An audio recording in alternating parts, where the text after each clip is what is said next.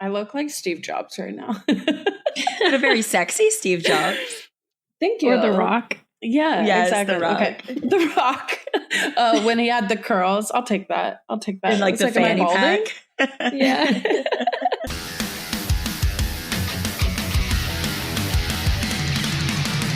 Fill me up with a barrel full of monkeys, 'cause I hate being bored, I hate being bored. Load me up 'cause I'm such a junkie. Every day all I want is more. So entertain me right now. So entertain me right now. Hello, and welcome to another episode of the Pop Culture Junkie podcast, where we are getting ready for the merriest of holiday seasons. But it's not just me. I'm joined by my holiday helpers. Nicole. And Shauna. You know, for some, Christmas really isn't about all the cookies and the candy canes. For me, I've been recently really obsessed with some fairy books. But before I jump into my undying love for fairy book romances, I'm curious, what have you guys really been up to the last couple of weeks? Oh man, I've been watching a lot of Korean films. Netflix has an amazing array of Korean movies. And we also just started a Korean show called Sweet Home. We're only like 2 episodes in, but it's kind of like a zombie apocalypse vibe. I love a good end of the world zombie apocalypse thing. I have been obsessed recently with just end of the world movies in general. Okay. Interesting. I know. Well, it'll tie into the rest of the theme of the episode once we get to that. But I recently watched Seeking a Friend for the End of the World with Steve Carell and Keira Knightley. Okay. I haven't watched it, but I've heard of it. Yeah, and you know, it's dark, but I really enjoyed it. I love like Day After Tomorrow and zombie movies and just kind of doom, you know, Jake the world's Gyllenhaal. gonna end. Yes, I love Day After Tomorrow so much. Especially that time of his life. He was just so good. Oh, he was so cute. And they were all going to an academic decathlon competition. And as the former academic decathlon class of 2017 captain, I love that movie. Nerd. Captain. Oh, I was the team captain, baby. I was head mathlete. Okay. Very popular. I'm sure. I'm sure you were very popular. Inserts hand motion. No, that wasn't until college. I wasn't that kind of popular until college. Dios míos. But yeah, lots of Korean films and end of the world movies. And I do have the fairy book that you gave me. I promise I'm gonna read it. I'm gonna read it. Yes. Nicole, have you ever read A Court of Thorns and Roses? No, I haven't. Okay, have you heard about it? People call it like ACOTAR. It's really popular on TikTok. Wait, stop. I was actually looking, I don't know if you saw my Instagram story today, but I put on their mystery/thriller book recommendations, and this was coming up. No one said this one, but I Googled books because I'm just in the mood to read a book. Mm-hmm. This came up as one, so this was actually one that I was interested in reading. So it's just really funny that we're actually talking about this book. Yes. But no, I haven't read it yet. Oh my gosh, you should read it. Everyone should read it. It's really, really good. I read all 5 400-page books in 7 days. Oh my God. Of course you did. If you can't tell by just listening to this, I have like a hyper obsession personality. And like, I just have to see it through. Like, I just have to. It was so good. It's A Court of Thorns and Roses by Sarah J. Maas. And at first I was like, oh, I'll read the first one. And I stayed up till like 4 a.m. the first night reading that. And then I was just like hooked. So I would definitely say watch it. The 6th book should be coming out soon. And read it. They'll probably make a movie at some point, I'm sure. Right? But no, they are. That's where my brain was like 2 thoughts at once. So Hulu has the rights to it. And so during the writer's strike and everything, they like stopped casting and all that. But yeah, Hulu has optioned it. So it will be a series eventually. We should all 3. So you've already read it. Nicole and I can read it. And then we can do episode 2 of the Junkie book club. We'll do that next year. Yes. And have an episode breakdown. That would be fun. Yes. Very, very good. We're in our smart girl era, reading I know. books. Look at us, you guys. And if anybody else likes fairy romance books, I just finished Fourth Wing and started Iron Wing. Jesus. I'm deep. You called me a nerd. Deep. I know. I'm deep. I'm hooked. It's scratching an itch that I can't stop. But no, I've literally, like, all I've done is be in fairy romance land. So Liv is joining the fae. It's official. I wish. I wish. You're gonna find me in mushroom circles all over the country. Oh my God. Like doing mushrooms or growing them or sitting on top of a mushroom? No, so fae lore, like actual, like in real life, not in these books, is that if you find a circle of mushrooms, it's like a fairy ring. That's so is cute. What it is. But like fae are like mischievous creatures, so that you don't want to walk through them. Yeah, you don't want to like fuck up a fairy circle. That would just be rude. They spent all that time building it. Yeah, they're like portals or whatever. But yeah, there's some crazy testimonials from people on TikTok. I don't know. It could be attention seekers, but it is entertaining. I love that. Yeah. But have you been transported to a fairy world, Nicole? What have you been reading and watching? There's two things that I want to talk about. One of them is I actually went to the movie theater, which I haven't done in I don't know how long. Since Barbie, but I went probably. Yeah. Oh, true. I guess that wasn't that long ago then, but before then, I went. Yeah, before then. It was months ago. I mean, that was time. over the Barbenheimer was July, right? Think so. Yeah, I guess so. Gosh, this whole year went by so fast. It's insane. I can't believe it's December already. Seriously. What movie though? Hunger Games. Did you? Oh, Did you like it? Yes. I want to see it. It was good. But it was way too long. It's like 2 hours and 40 minutes. See, I've heard very mixed reviews where people are like, it wasn't long enough, and they would have like sat if it was longer. But yeah, I think it's just kind of like a book to movie argument, I have the book, but I haven't read it. It's just sitting on my shelf. But I know I've read all the other like original Hunger Games books, and I just rewatched 1 and 2 actually, and so now I really want to go see it. What was your review, Nicole? Did you like it despite it being too long? I did like it. I didn't read the book, and I don't know the last Hunger Games movie that I watched. I know I watched the first one. This one's a prequel though, so at least you don't really have to. Yeah, you don't have to really watch the other ones, but I did like it. The storyline is really, really good.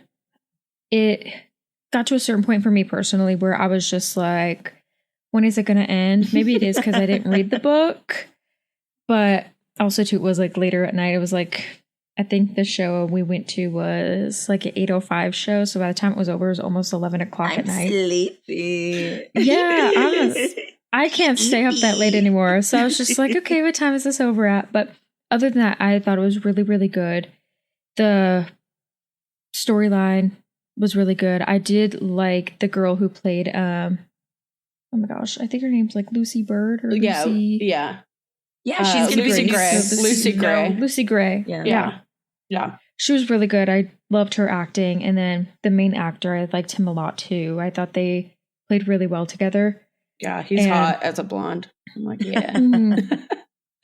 Yeah, I would recommend it. Rachel Zegler, that's who the actress is, right? I think she's going to be the new Snow White too, in like the live action Disney movie. I was just about to bring that up. Yeah, like you can tell she's like a big fan of the Hunger Games. But you like the first interview press she did for the Hunger Games, everyone was like, well, Rachel Zegler learned her lesson about how to talk about a movie with fans because like the internet came for her whenever she said that Snow White was not going to be about the prince saving her in the adaptation, and the internet lost it. Oh my God. And it's just like this poor like 20-year-old girl who's like a Broadway kid at heart. And it's like this poor girl, but she's so beautiful. That shit, like the whole premise of Snow White, like all of those original Disney stories. It's like a passed out woman. Yeah, there's zero consent in these, and I know they're based on like Hans Christian Andersen tales, but those are about murder. They've adapted them. They went from murder to just misogyny, and now people are clutching their pearls that they're trying to make it like a woman has agency over herself. God. But you Well, know we went what off on a tangent, but yes, I want to go see Ballad of Snakes and Songbirds, and eventually I will read the book too. Say that Yes. 10 times fast. Ballad of Snakes and Songbirds. Ballad of Seriously. Snakes. What was the second thing you said, Nicole? The second thing that I've been watching, I just started it, so I'm pretty fresh into it, but it is the reality show of Sylvester Stallone's family. Oh, This okay. Family Stone or something? Yeah, it's like the Stone family or something like that. And it's on Paramount Plus. I've just renewed my subscription. Ooh, Because she got money. I literally didn't have it for months because I was like, I'm not watching anything on it. And then I saw it on there because his daughters are just drop dead gorgeous. And I was like, you know what? They're making me want to watch it because of how pretty they are. They're so pretty. Yeah. So I was like, and they're That's talking why about their people boy listen problems. to this podcast. Because we're just so Seriously. pretty. Because they can see But they're just us. talking about their boy problems because of who their dad is. And I was like, this is intriguing to me. So That is intriguing. I think I'm in like 3 episodes and it's actually pretty good. He's really funny. Their whole family is really funny, actually. So if you want to watch a new reality show and get to know more about his family, I would recommend it too. She's But popping yeah, it. I'm only like 3 episodes in, but and the episodes are like 20 minutes long, so they're not even that long. So our sister podcast, or one of our podcasts on the network called That Movie Is Fine, the host Lauren Knight, did you guys see? She just got to meet Sylvester did. Stallone, and she's obsessed with him. Longtime listeners of Pop Culture Junkie podcast will remember that Lauren was on our show a couple years ago and talking about her love of Sly Stallone. So I was so happy to see she finally got to meet him. I know. You know, dreams do come true. They really, really do. So maybe that means one day I'll meet Alexander Skarsgård. You already did. Never mind. We don't talk about that. We don't talk about that. God, we don't. He who must not be named. I love that. No, after the Britney episode, I was kicking myself. I gotta say this. I kept saying her name was Felicity. Her name was Felicia, which was the. Close enough. I said Alicia the first time, and then I was like listening back to it, and I was like, "Oh my God, I'm not acting like I didn't even read the book." But correction corner. Correction. Alicia. Quick note from last time. Ooh, Nicole has a correction corner. Oh yeah. Did we fuck up more than once? No, I just have an update. Ooh, love an update. I read right before we came on. I know what it's going to be. I'm so excited. Go ahead. Update. Britney Spears' father's leg was amputated. Yes, it was, bitch.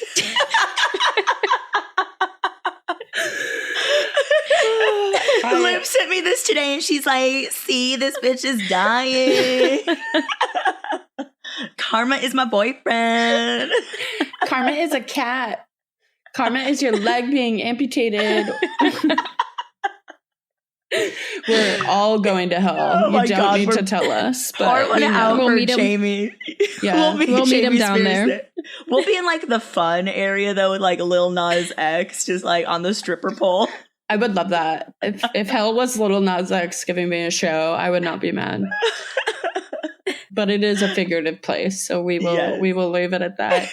Pouring out for Jamie Spears, and no, pour one out for his leg. Yeah. Pour one out for his disembodied leg. Well, you know, Brittany, your karma is coming. Let's hope you win your court case. I did see it's coming in like May of next year, so we'll pray for you guys. We're going to take a quick break and then we'll be back.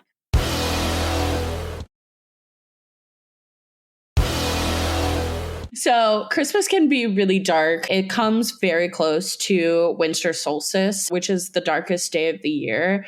And so that's probably why we've seen so many different movies enter into this Christmas horror genre. We kind of mentioned the Hans Christian Andersen Christmas Tales earlier, or the folklore. Yeah, that's the person I was thinking about. Krampus monsters. Yeah, and so the legend of Krampus really kind of comes out of that European folklore era.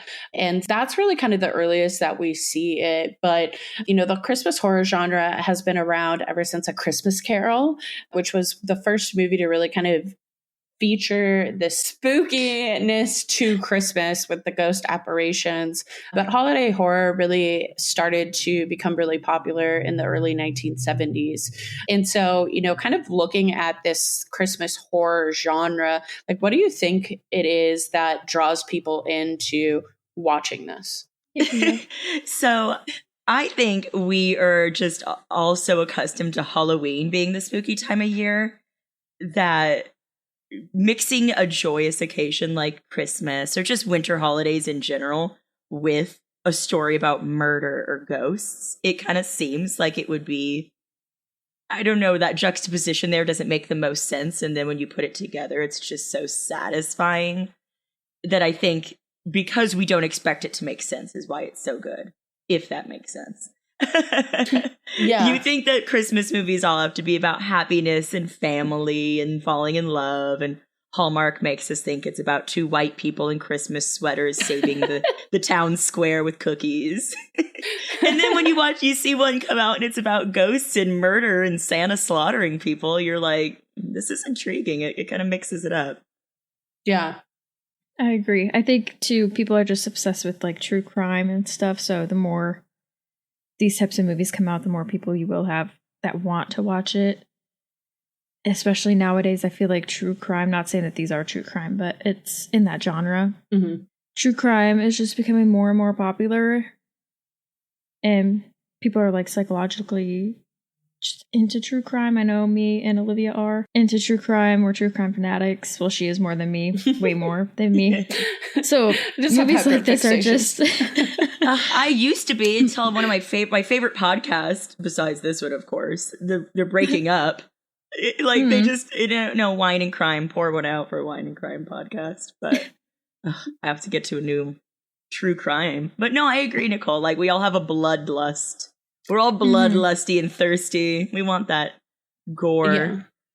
Yeah, I also think, or as Nicole once said, I wish I could see real dead bodies. Yes, dude. She was reviewing. Oh, yeah. She was reviewing some Homicide for the Holidays. Yeah, Homicide for the holidays. And she's like, it was okay. And you either liked it because it did show the dead bodies. I did like it. Yep. Yeah, like, they show the real dead bodies. They do. They show the real crime scene photos. You sick fuck. I love it. That's good. Bloodlust. That's why we want it. Holiday bloodlust. Yeah, I think it's also like people are expected to be happy during the holidays, and like if you like, even if you are part of like a really tight knit family, like they are stressful. Like just being around immediate family, extended family can be a really stressful time where it's not the Christmas we knew as children.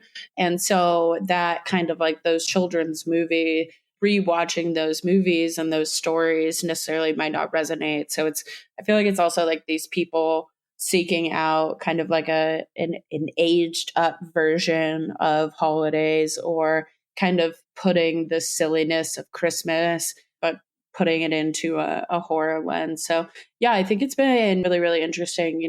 Like some really early examples of these movies were like Whoever Slew Auntie Roo, Silent Night, Bloody Night, Black Christmas, and some of the other ones. The one that I remember as a kid, and I'm not sure if you guys have seen this, it came out in 1997. It's Jack Frost. Now, I will disclaim this is here, not the one with Michael Keaton, right? It's not the Michael Keaton one. It's not the Michael Keaton one. Was that a horror movie? Yeah, no, it's not the Michael Keaton one with the sad dad who like isn't there turns for his into child. A snowman or something. Like, yeah. Why are all Christmas movies about absentee fathers? Side note. That's weird. Yeah, that's suspicious. But so it's the one with Shannon Elizabeth, so the girl from American Pie and 13 Ghosts. Okay. And so I don't know why they all have the same name. It's probably because it's like a older material that's like readapted, so it can't be copyrighted. Like Jack Frost has been around since like the 20s. I mean, so many of these movies have the same title, as we'll get to later, like Silent Night. There's tons of movies with that name, and I think that's just they're trying to go off a holiday trope and then spin it on its head. That's true. Yeah, and they came out similar times, but if you've never seen the horror Jack Frost, it is so good. It scared the crap out of me as a kid, but it's about a serial killer, Jack Frost. He's being driven to be executed, so he's caught. And the truck carrying the murderer encounters a blizzard accident, and he gets transformed into a mutant snowman. As one is wont to do. Yeah, so it is like the Michael Keaton Jack Frost, but instead it's a really evil person. Mm. And so it follows the story of the sheriff who like caught this guy originally, and he somehow knew that he would return. As a snowman? No, just that he would come back like after he caught him. But, you know, they think he died in that accident. So it's kind of like them finding this killer snowman. But I just remember him like freaking murdering someone with his nose, like his little carrot. And I was afraid of it forever from them. Olivia couldn't eat carrots for years. Yeah. She gets wings and she's like, celery only. My God. Only baby carrots, you know? Only baby carrots. Yeah. You can't stab someone with a baby carrot. I mean, maybe, but that'd be harder. It's not as like a sharp edge. More pressure. You have to it's more rounded. Pressure. You can shove it into an eye socket or an ear. You could choke. Back you could to choke someone. If you like throw a bunch of baby carrots at the back of someone's throat. the chubby bunny it until they die. Yeah. Okay. Like Matilda. But with baby. Oh yeah. Just baby carrot. Baby carrot murder. Hashtag baby carrot murder. I love that. That's amazing.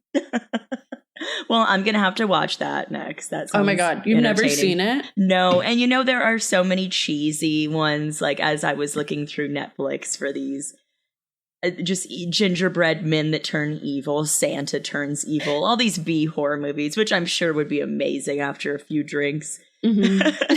So I want to have like a holiday B horror movie marathon. I tried to choose some good ones, but they all are shit, you know? Yeah. It's just with varying degrees of shit. Yeah, exactly. I love it. One of the movies I watched, which we've already kind of mentioned briefly a little bit, was Black Christmas.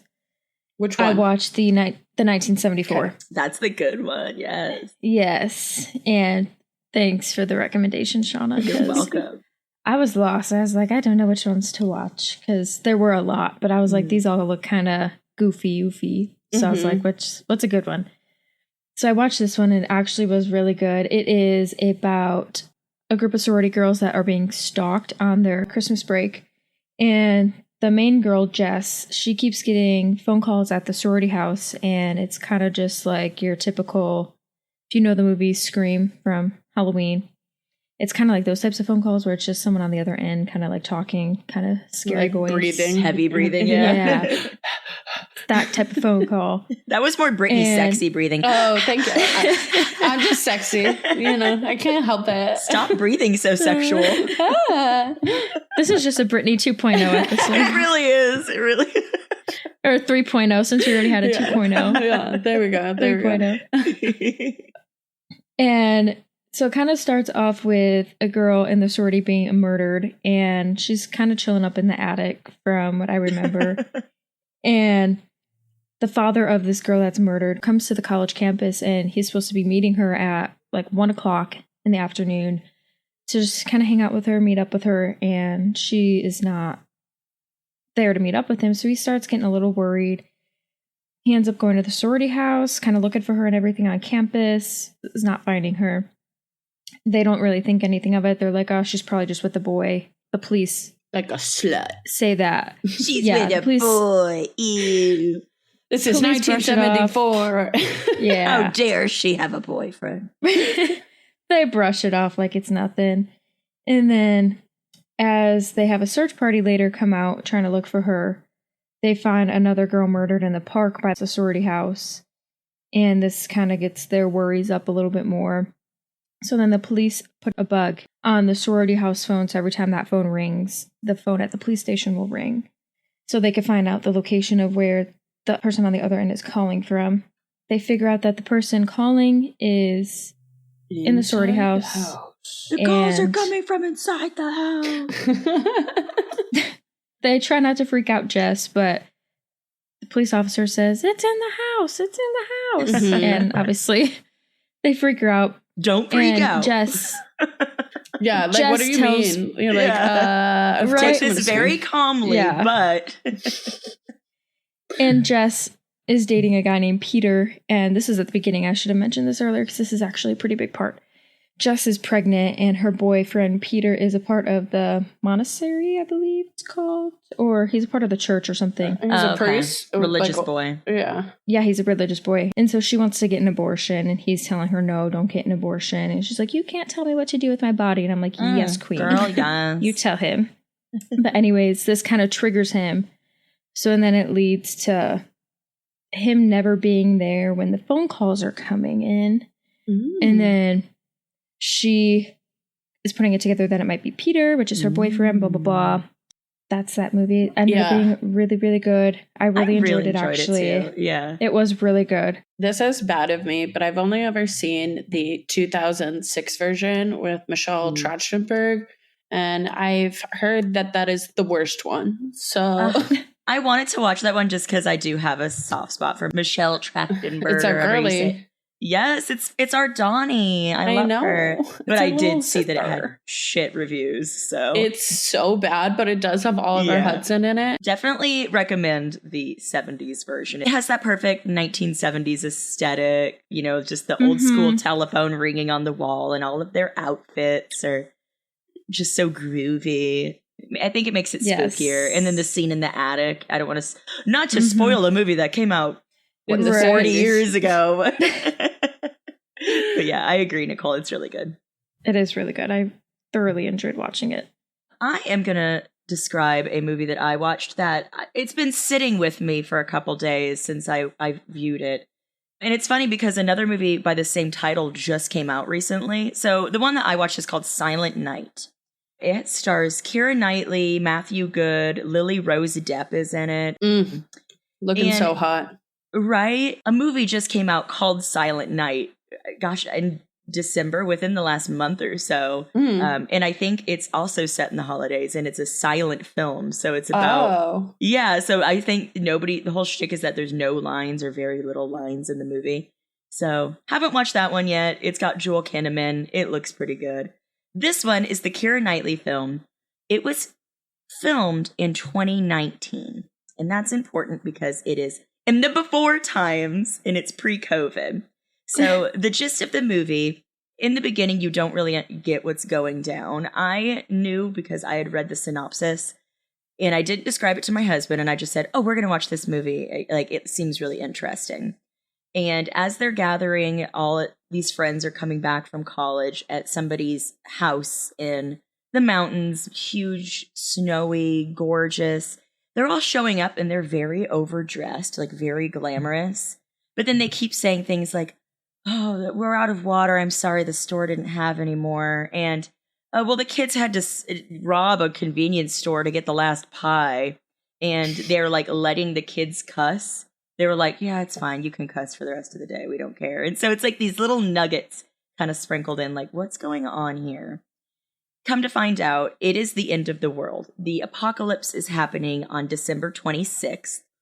It is never really described what is It's like happening. a toxic fog coming Yeah. that's like They all- killing people. Exactly. They make a joke like Greta warned us, so it's something to do with global warming, you know, the environmental apocalypse. There's going to be a fog that engulfs the earth and no one can survive it. If you breathe it in, you're going to bleed from the eyeballs and anus and die. Yeah. It's like a Christmas The Happening by M. Night Shyamalan. Yes, but it's like a Shyamalan. Christmas version of it. Yes. Better actors, though. Exactly. Mark And Wahlberg. so this group of friends are gathering to celebrate their one final Christmas before they all die the next day. They do have the option to take a suicide pill if they don't want to experience the gas, which is promised to be an excruciatingly painful death. So most of the people in the house agree they're all going to take the suicide pill, which is supposed to just kind of lull you to sleep. I don't want to spoil the movie too much, but there are some characters who don't want to take the pill. And so there's kind of a back and forth there. The ending of the movie comes off as extremely anti-vax, which is hilarious. I wouldn't agree with that, though. Really? I wouldn't agree. I thought it came off as anti-vax because, God, okay, spoilers for this movie that came out in 2021. Yeah. But the kid who doesn't take the pill in the end survives the gas. Where everyone else... What are you talking about? No, he doesn't. Oh, yeah, he does. Yeah, he does. Sorry, I was very hungover. Yeah, he does. Oh, my God. Girl, he survives. His eyes open in the end. Yeah. So I look at, and I was like, that kind of reads as a little anti-vax. Like, he was the one who was right. Everyone else who took the pill died, and he didn't. So I read an interview with the director, who is she's a feminist director, Camille Griffin, written and directed. She's making fun of conservatives for a lot of the movie. Even the main kid is saying things like, well, why don't the poor people or like the immigrants get the suicide pill? And they're like, that's just the way it is. We get it and they don't. So they're speaking a lot to like white privilege and rich privilege in this film. But then in the end, it does kind of smack of anti-vax. And she said in the interview, she's like, that was not my intention in the slightest. She said, I made this movie before COVID. I am very pro-vaccine. Like, and she goes, the fact that it came out after COVID, and that's what everyone is like, ooh, cool anti-vax film. She's like, I'm fucking kicking myself for that. That was not what the whole point of the movie was. But like one thing that they say in the movies is like, if you survived, you would become like a weird zombie thing. Yeah, like they That's say. what I thought he was becoming. That. I kind of caught that, like, they said that no one could survive, and he ends up surviving. Like, the guy who was a doctor was like, this isn't something you can survive, buddy. We're all going to die. And then he kind of does. I mean, he's all alone, and there's no resources, and his family's all dead, so. Yeah, he's going to die. He's going to die. It is definitely, it's a dark film. It's got its funny points to it. You know, it's got kind of a dark comedy undertone. And as it gets closer to the point where it's like, okay, they're all going to have to die soon. They're all going to take the pill. Then you kind of start getting that kind of anxious feeling in your chest and your gut. And they're all dealing with like the leftover drama that they have, you know, as friends at the end of the world. And I don't know. Overall, I really liked it. I thought it was very well done. It is kind of depressing and dark, but also Christmassy and scary. Yeah, I liked that one. That was good. I was very hungover when I watched this on Saturday. Like, he lived, girl. What the fuck? Well, no, I remember in my mind being like, well, I think he's like a zombie thing. Because how do you have a brain? How do you have a brain aneurysm and then like have cognitive thought? Yeah, he was definitely bleeding a lot. He was like bleeding out the brain like a zombie. I mean, he's not gonna do well. It's not going to make it very long. He might be alive for a little bit, but he probably should have taken the pill. Yeah. Died with his family. Yeah, right? I the whole time during the movie, I was like, would I take it? Would I not? And then I was like, I would definitely take it. Because most of my life, when I've watched a zombie movie, I've just been like, if people were eating people around me, I'd just headshot, baby. Yeah. So I would definitely take the pill. Like, I would definitely do that. Absolutely. I don't want to live through this shit. I don't want to die of noxious gas poisoning. I'd be like the blonde bitch and just buy a really nice dress and be like, I'm dying in a dress. I did like how everyone would kind of wore, all their expensive jewelries and dresses that they never got to wear. Yeah. That was kind of a trope in Seeking a Friend for the End of the World too. Her character shows up and she's wearing like a tiara and just dripping with all of her jewelry she owns. And Steve Carell's like, why are you wearing it? She's like, oh, it's everything that I've always wanted to wear but was saving for a special occasion. And then they all do heroin. Yeah. I would probably do that if the world was ending. Let's be honest. I don't think I would. I would be afraid I would do the wrong amount and die before it. The world has ended, babe. I know, but like there's so much more I just want to eat as much as I can. I just want to eat food. I'm not caring about the calories. I'm eating all the gluten. I love that the world has ended and the only thing you can think is like, I'm not going to be body shaming myself. I'm not going to be body shaming myself anymore. I'm going to just be naked and eating and so happy. I love that for you. Let's achieve that goal before the world ends. Naked and eating anything I want, you know. No, I agree. Or just not body shaming yourself. Not body shaming. That's a good one. Yes. Or anyone. Do not wait till the end of the world to not body shame yourself. Yes, Eat exactly. the pasta naked. Okay. Yes. And wear that jewelry. Maybe with a fork. And maybe not naked, because then if the pasta's hot, it'll burn you. Yeah, well, it would definitely burn you if you use your hands. It wasn't that bad. Okay, we're on a tangent. I digress. Right. Okay. The next one that I watched is, a real holiday classic, the Krampus from 2015, which is one of the most ridiculous things ever. Krampus, we kind of talked about it before, but it's this lore. It's like the opposite of Santa. And so like people used to say Krampus came when you were bad. Like they made it the naughty list, but Krampus is this really freaking scary looking devil-like creature from Eastern Alpine folklore. So it kind of looks like the Yeti and the devil combined is Love how I would that. describe him.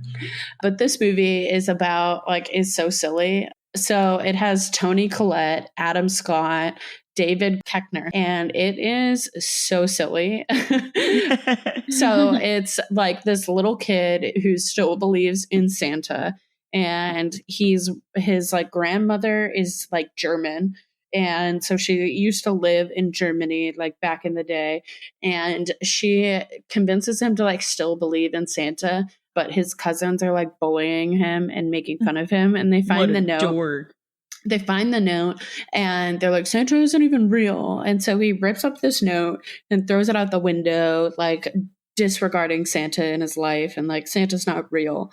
And so that like sends in this invite for Krampus to come. And so the story is just like Adam Scott versus David Koechner. It's like a gun-loving Republican, super ridiculous, and is like, I gotta defend the flock. And Adam Scott is just like, Adam Scott in every movie. And, I would really love like a very serious Krampus movie where it like really makes it like scary and in olden times. Like think like The Witch, but Krampus. Like I would love that. Like an actual like Krampus, like horror movie that takes itself seriously. That is not this movie.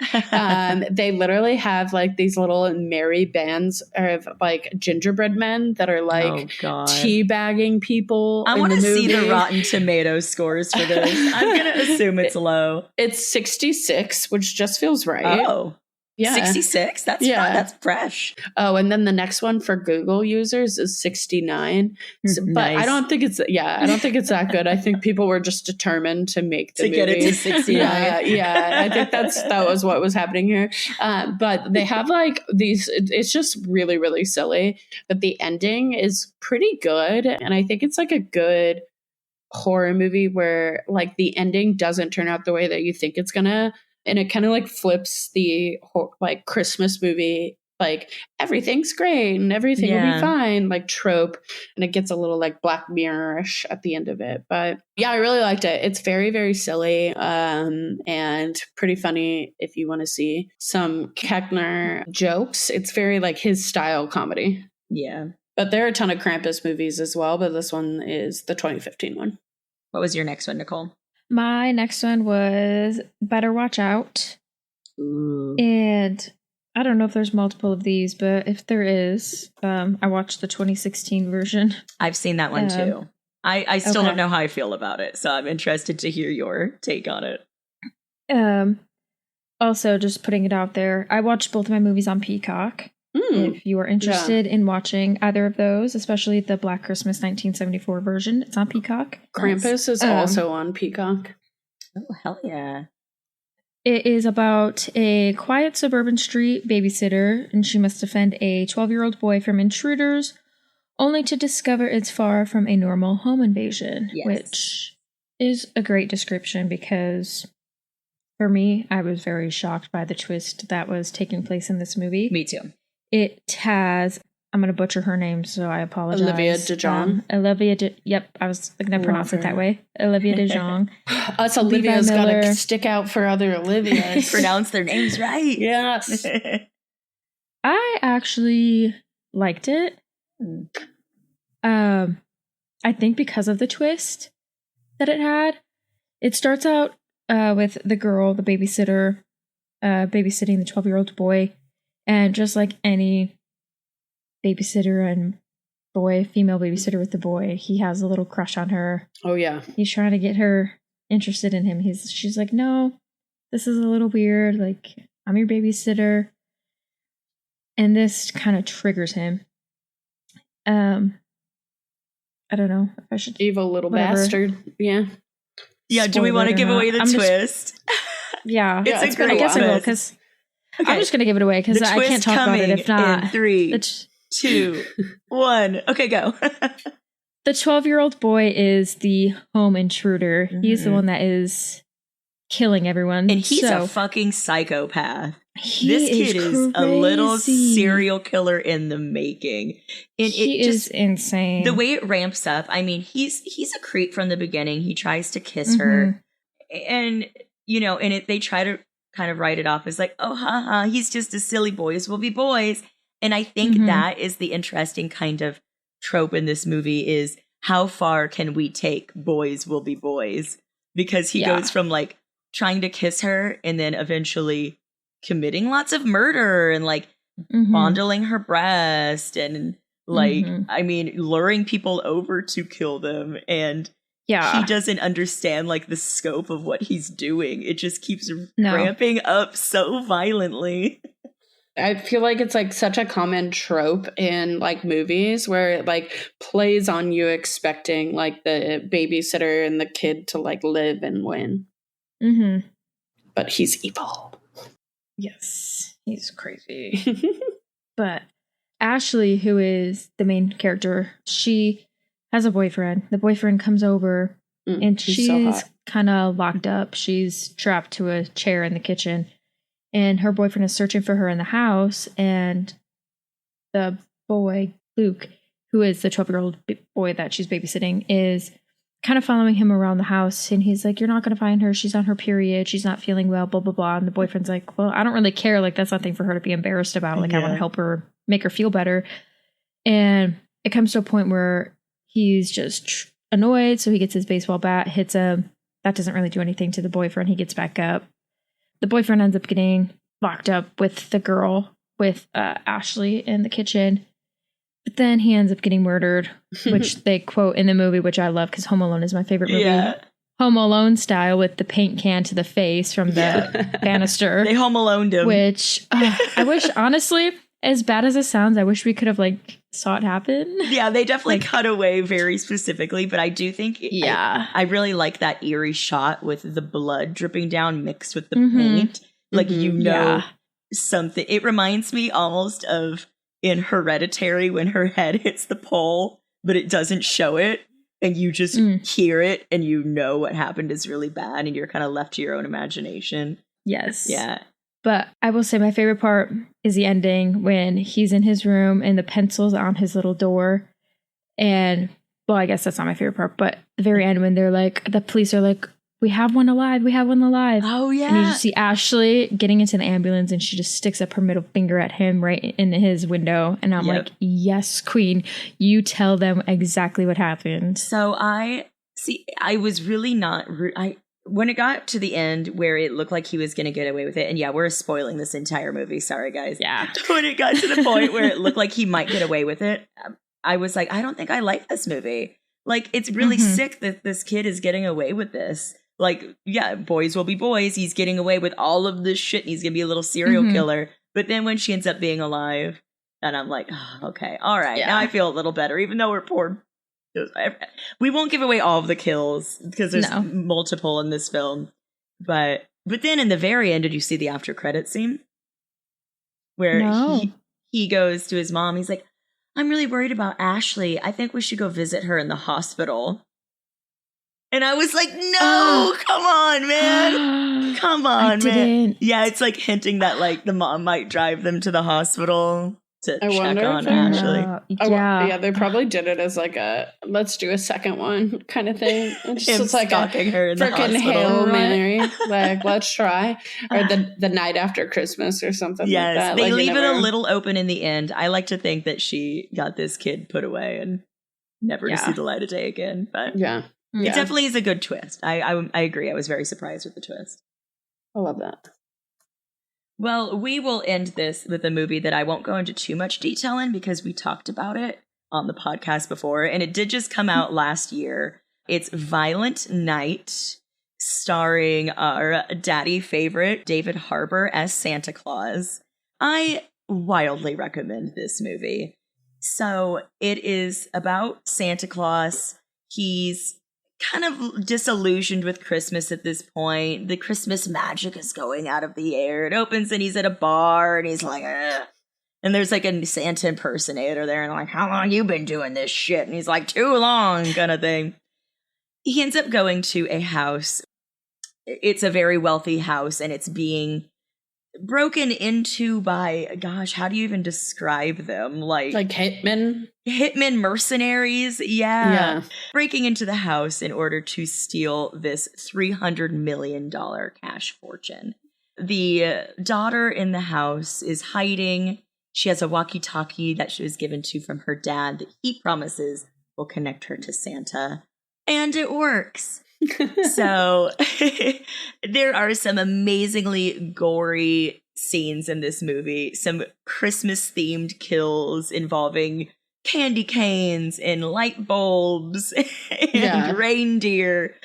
David Harbour is just incredible as Santa. I mean, we get into Santa's Viking past. And towards the end of it, he kind of rediscovers what makes him love being Santa. The meaning of murder. The meaning of Christmas is murdering to save children. Yes. Murdering John Leguizamo for the sake of Christmas.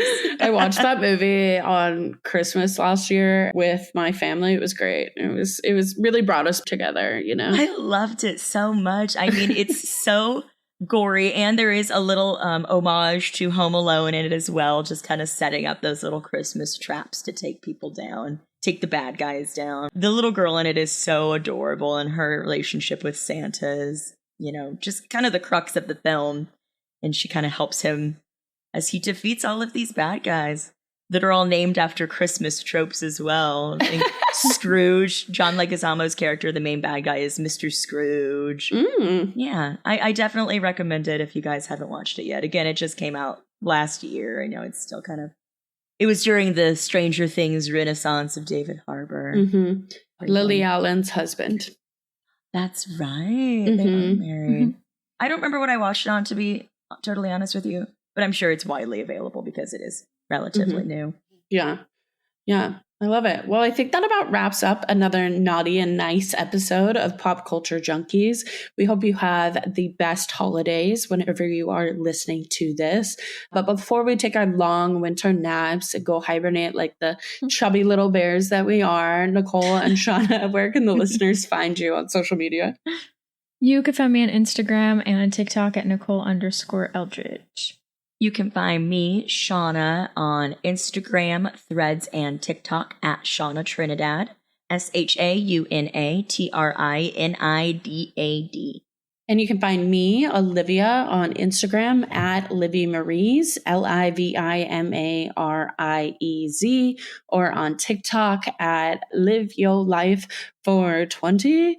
And, you know, the best holiday present that you can gift us junkies is a 5-star review. But you can find the Pop Culture Junkie podcast social media links on our website, popculturejunkie.com. Follow us on platforms, subscribe, give us some love, and come back next time for another hit of pop culture. Pop Culture Junkie is part of the Pop Culture Entertainment Network.